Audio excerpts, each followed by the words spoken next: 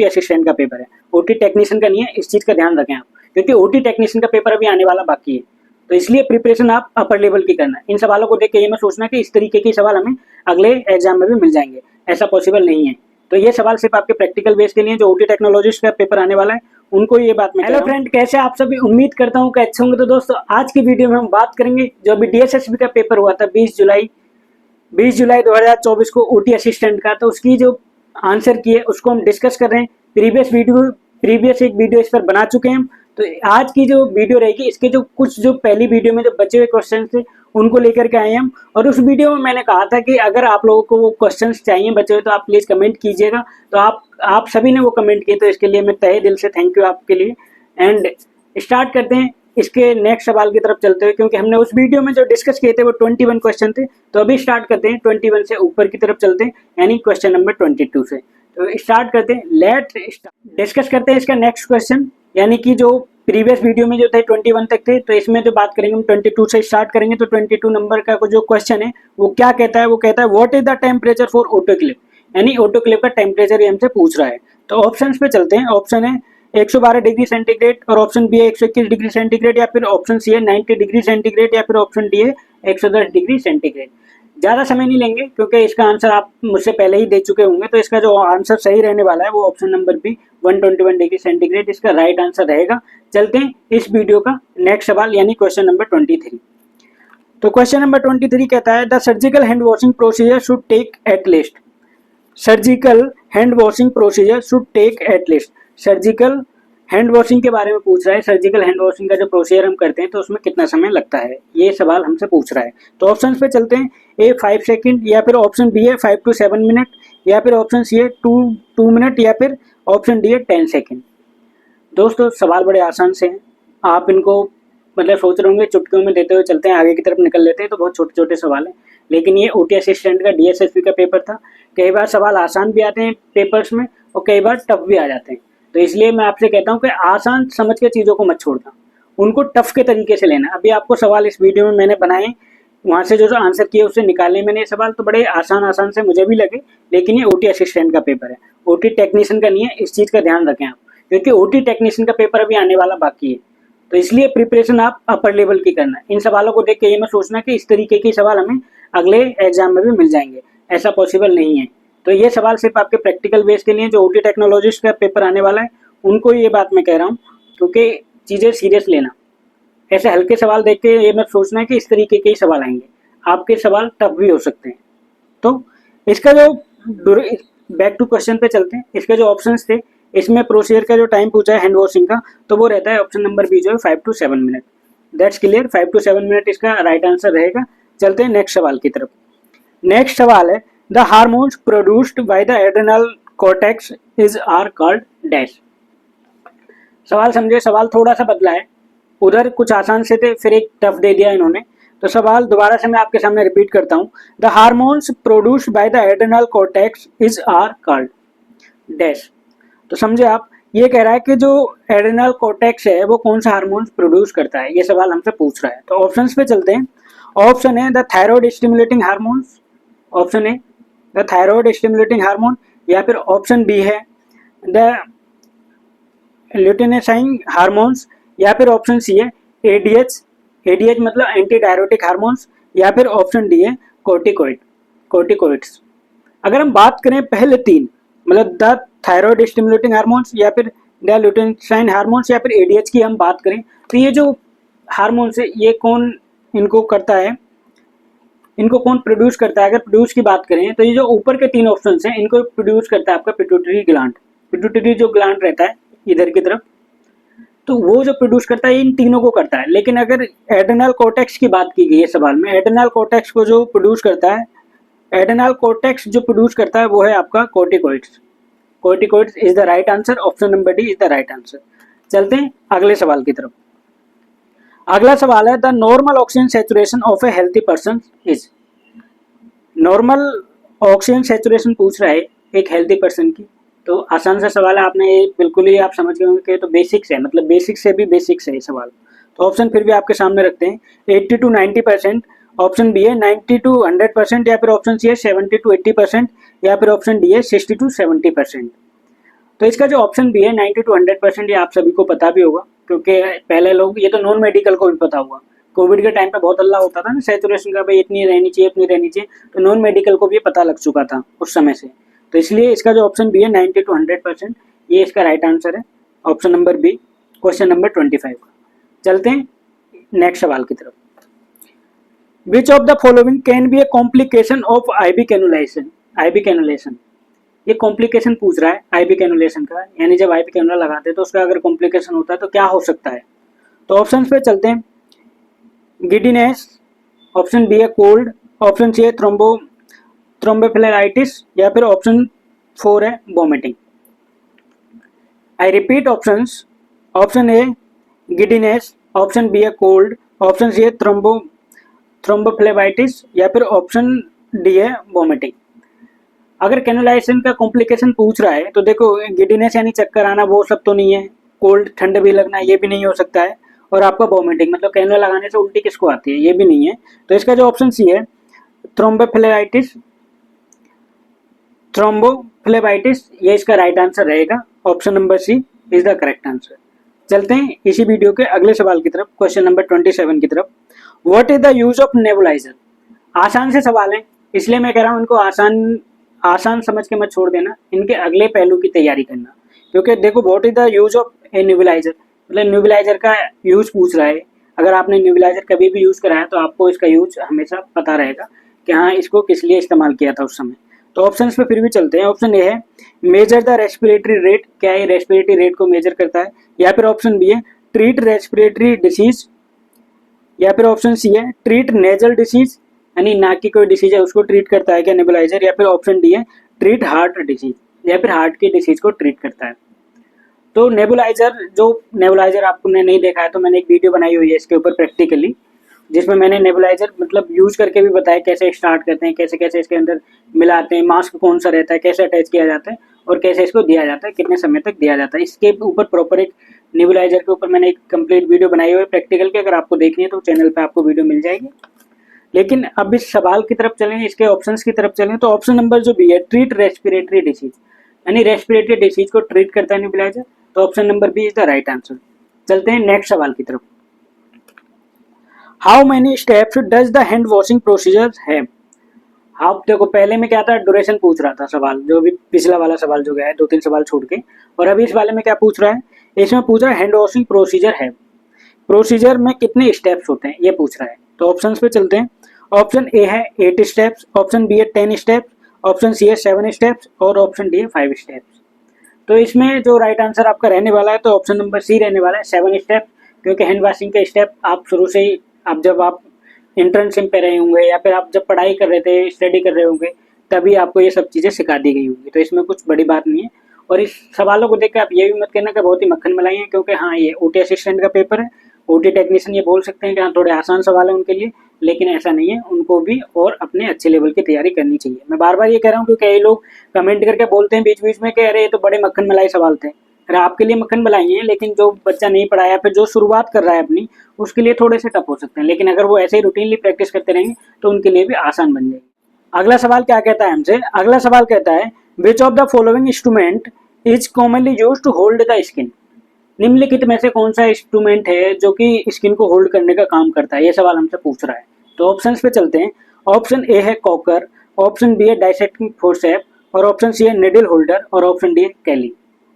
देखिए, कॉकर का अलग काम होता है, निडल होल्डर का सूचरिंग का काम होता है, और आपका कैली मतलब आर्टरी, जो थोड़ी मीडियम से बड़ी आर्टरी होती है उसको कैली आर्टरी भी बोला जाता है, तो कैली के लिए बोल रहा है। लेकिन अगर होल्ड द स्किन पूछ रहा है, फॉलोइंग कॉमनली यूज पूछ रहा है, तो कॉमनली यूज में होल्ड द स्किन के लिए अगर बोला जाए तो बोला जाएगा डाइसेक्टिंग फोर्सेप। तो option number B is the right answer, dissecting forcep.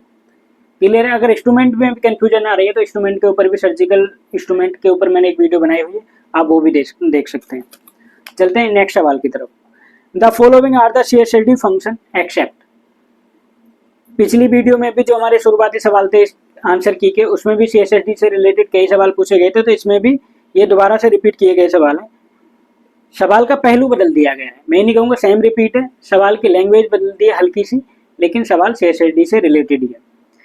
तो the following are the CSSD function, CSSD का फंक्शन पूछ रहा है, और पूछ रहा है कि एक्सेप्ट, इनमें से कोई एक नहीं होगा, वो बताना है। तो ऑप्शन है शोइंग आइटम्स, या फिर ऑप्शन बी है क्लीनिंग, या फिर ऑप्शन सी है स्टेलाइजिंग, या फिर ऑप्शन डी है रिसीविंग। तो इसमें अगर बात की जाए, जो एक्सेप्ट पूछ रहा है कि शोइंग आइटम, आइटम से शो नहीं करते हैं, मतलब किसी को भी ऐसा ओपन करके दिखाने लग जाए कि आइटम शो कर रहे हैं, तो ऐसा नहीं होता है, तो ये गलत है। इस सवाल के हिसाब से एक्सेप्ट पूछा तो ये गलत है। तो option number A is the right answer according the question, क्योंकि एक्सेप्ट पूछा था। क्लियर है? चलते हैं नेक्स्ट सवाल की तरफ। Which of the following is A gram negative bacterium? Which of the following is A gram negative bacterium? ये ग्राम नेगेटिव के ऊपर आ गया है, तो उसके लिए पूछ रहा है। तो ऑप्शंस पे चलते हैं। न्यूमोकोकस, और ऑप्शन बी है मायोबैक्टीरियम ट्यूबरकुलोसिस, या फिर ऑप्शन सी है स्ट्रेप्टोकोकस, या फिर ऑप्शन डी है एस्केरिकिया कोली। समझे? अब ग्राम नेगेटिव, कई बच्चे बोलते हैं कि ग्राम नेगेटिव या नहीं आइडिया या नहीं है, मतलब फॉर दैट एग्जांपल मैं आपको थोड़ा सा इसके बारे में दे दूं, 1 मिनट का समय लगेगा।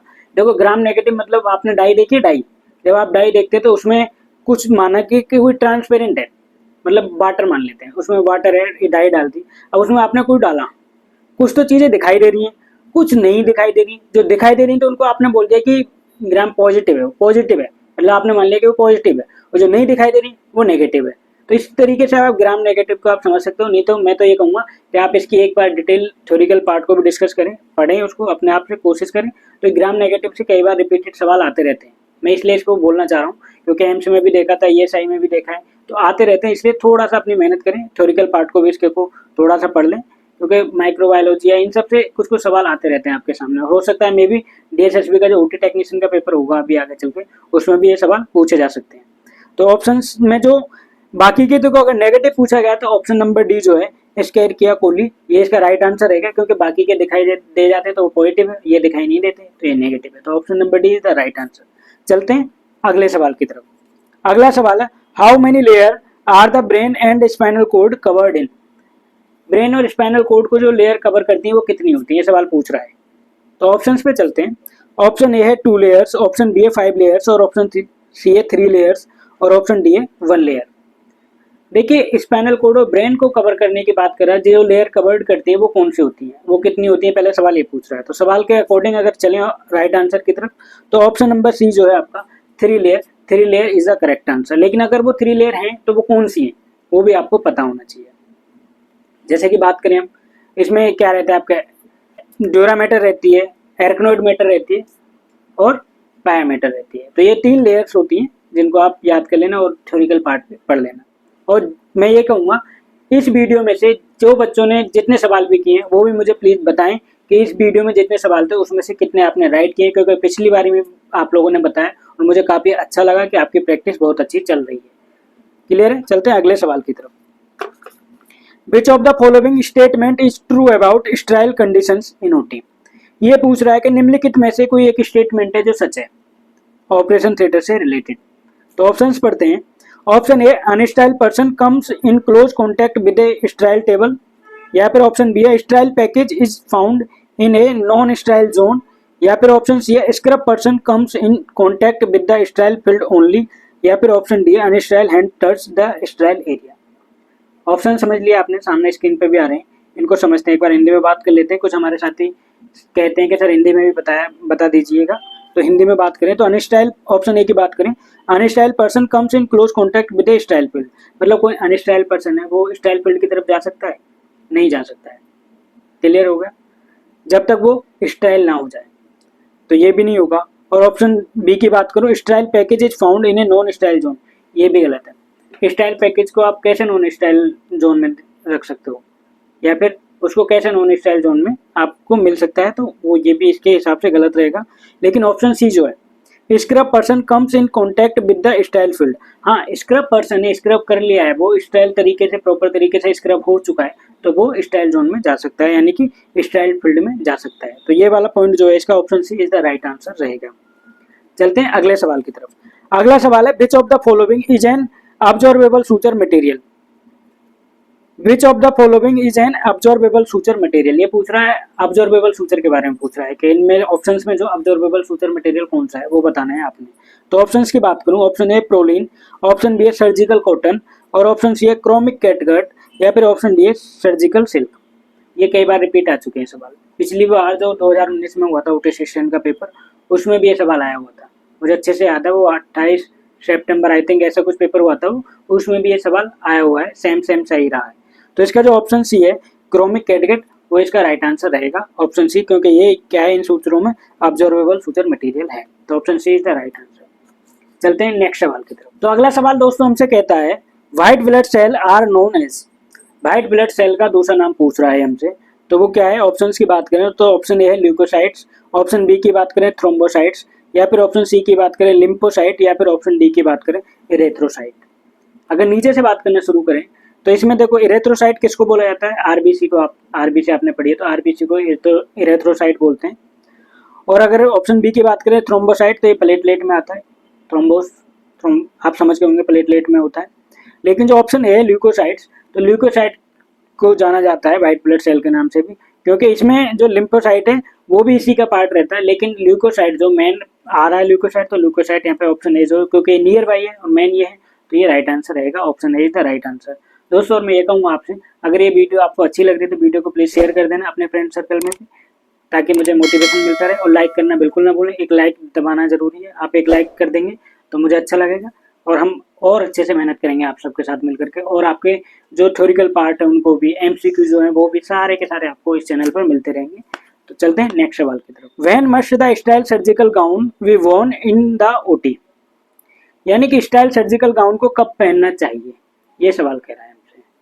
तो ऑप्शंस की बात करूं तो option A after the surgical gloves, या फिर ऑप्शन बी की बात करूं after the sterile gloves are donned, या फिर ऑप्शन सी की बात करूं before the sterile gloves are done, या फिर ऑप्शन डी की बात करूं बिफोर द सर्जिकल स्क्रब।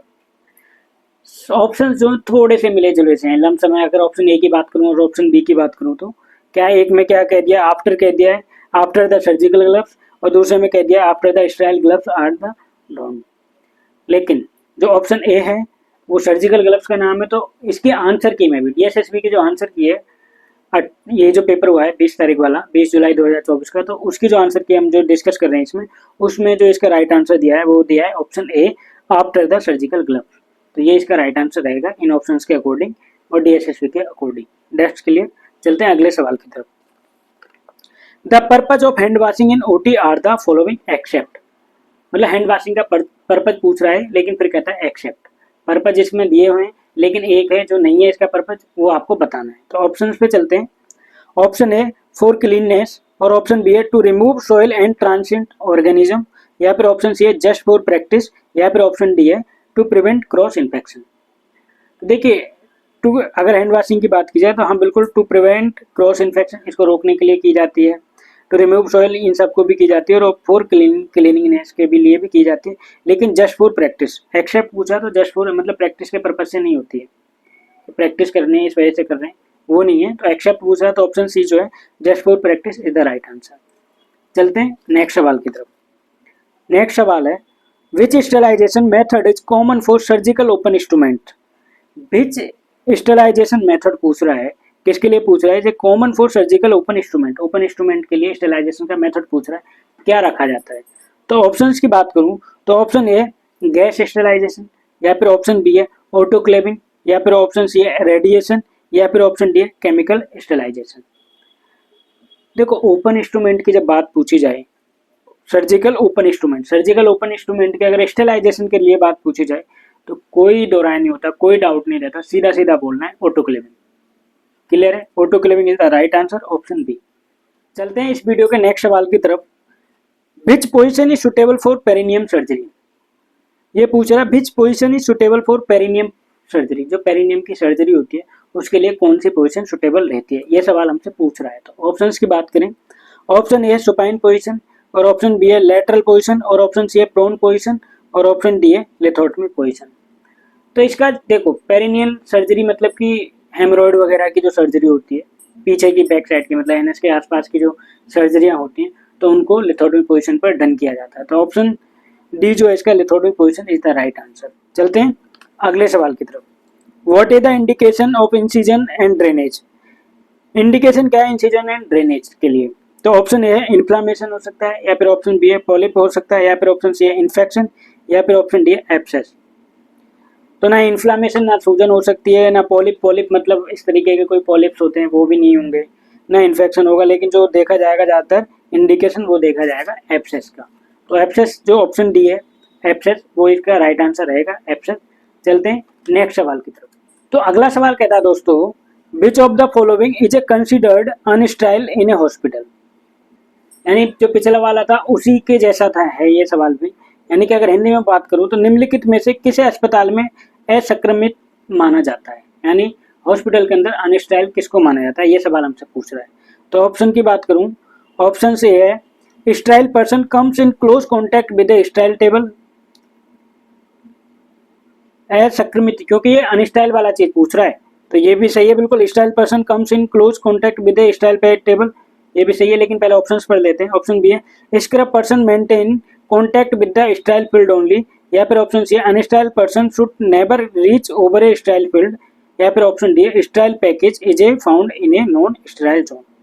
क्योंकि इसमें दोस्तों पूछ रहा है unsterile person, unsterile in a hospital. तो अनस्टाइल की बात करें तो पहले तीन जो है वो बिल्कुल सही है, ऐसा ही होता है।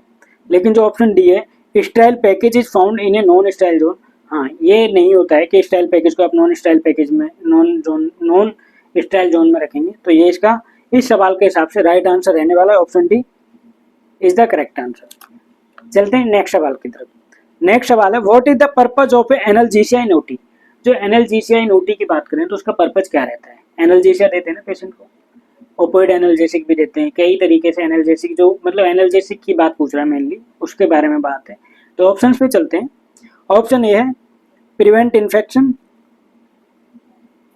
और ऑप्शन बी है रिड्यूसिंग नोजिया, और ऑप्शन सी है रिलीविंग पेन, और ऑप्शन डी है मसल्स रिलैक्सेंट। एनाल्जेसिया की बात कर रहा है। एनाल्जेसिया की बात की जाए तो ऑप्शन ए जो है प्रिवेंट इन्फेक्शन, उसके लिए भी एनाल्जेसिया का यूज नहीं होता है, पर्पज नहीं है कि इन्फेक्शन को रोकना है, उसके लिए पर्पज नहीं होता एनाल्जेसिया का। रिड्यूसिंग नोजिया मतलब नोजिया मतलब जी में चलाना, नोजिया को आप समझ सकते हैं जी में चलाना, उसके लिए भी नहीं होता। लेकिन जिसके लिए पर्पज है इसका वो है रिलीविंग पेन, दर्द को कम करने के लिए भी हम इसको समझ सकते हैं एनाल्जेसिया को। तो ऑप्शन सी जो है वो राइट आंसर रहेगा इस सवाल के अकॉर्डिंग। चलते हैं अगले सवाल की तरफ, अगले क्वेश्चन की तरफ। How many faces does wound healing consist of. ये पूछ रहा है हीलिंग के समय में जो फेसेस होते हैं वो कितने होते हैं। जब कोई चोट लग जाती है तो उसको हील होने तक कितने फेसेस को पार करके वो ठीक होती है, तो ये सवाल पूछ रहा है। ऑप्शन ए की बात करूं 5 फेसेस, या फिर ऑप्शन बी की बात करूं 1 फेसेस, या फिर ऑप्शन सी की बात करूं 3 फेसेस, या फिर ऑप्शन डी की बात करूं 2 फेसेस। तो इन फेसेस की बात की जाए तो ऑप्शन नंबर जो सी है आपका 3 फेसेस, वो इसका करेक्ट आंसर रहेगा। जैसे कि मान लो यहाँ पर चोट लगी, कहीं पर कोई चोट लग गई, उसके बाद क्या होता है हेमोस्टेटिस होता है ना, क्लोटिंग फैक्टर्स आके वहाँ पे काम करना शुरू कर देते हैं। तो यानी अगर हिंदी में बात करूँ तो पपड़ी से जम जाती है, उसको फिर हटता है तो कुछ समय रहता है तो थोड़ी ठोस हो जाती है, उसके बाद फिर वो उसको हटते हैं, रिमूव करते हैं तो प्रॉपर तरीके से ठीक हो जाती है। तो 3 फेसेस में इसको आप समझ सकते हैं। तो इसका जो राइट आंसर रहेगा 3 फेसेस, वो इसका करेक्ट आंसर रहेगा ऑप्शन सी। चलते हैं अगले सवाल की तरफ। अगला सवाल है which of the following is true about post surgical dressing. ये पूछ रहा है true about post surgical dressing के बारे में पूछ रहा है। तो ऑप्शंस की बात करूं, ऑप्शन ए है we can use unsterile gloves, we can use unsterile gloves, unsterile gloves use करेंगे नहीं। ऑप्शन बी है dressing in a change with debridement, नहीं। Option C aseptic technique should follow, या फिर ऑप्शन डी है cleaning wound should be periphery to centre. तो इसका जो है ऑप्शन सी एसेप्टिक टेक्निक, बिल्कुल एसेप्टिक टेक्निक के हिसाब से काम किया जाएगा पोस्ट ड्रेसिंग पे। तो इसका राइट आंसर रहेगा ऑप्शन सी। तो दोस्तों इस वीडियो में भी आपने बताना है कि आपने इन सारे सवालों में से कितने सही किए, कमेंट जरूर करना है। क्लियर। चलते हैं अगले सवाल की तरफ। What is the meaning of necrosis. ये नेक्रोसिस का मीनिंग पूछ रहा है, नेक्रोसिस का मीनिंग पूछ रहा है। तो अगर नेक्रोसिस के मीनिंग की बात करूं तो ऑप्शन पहले ऑप्शंस पे चलते हैं। ए इन्फ्लामेशन, या फिर ऑप्शन बी है इन्फेक्शन, या फिर ऑप्शन सी है इंजरी, या फिर ऑप्शन डी है pattern of cell death.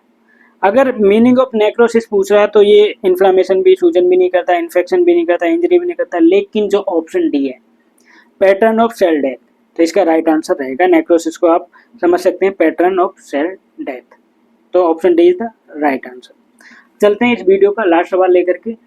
Last सवाल ले जाने से पहले मैं बता दूं इसी वीडियो का ये लास्ट सवाल है, क्योंकि वीडियो काफ़ी बड़ी हो जाती है, फिर आप लोग उसको स्किप करके आगे बढ़ते चले जाते हैं, ध्यान से नहीं करते, ना ही नोट्स बनाते हैं।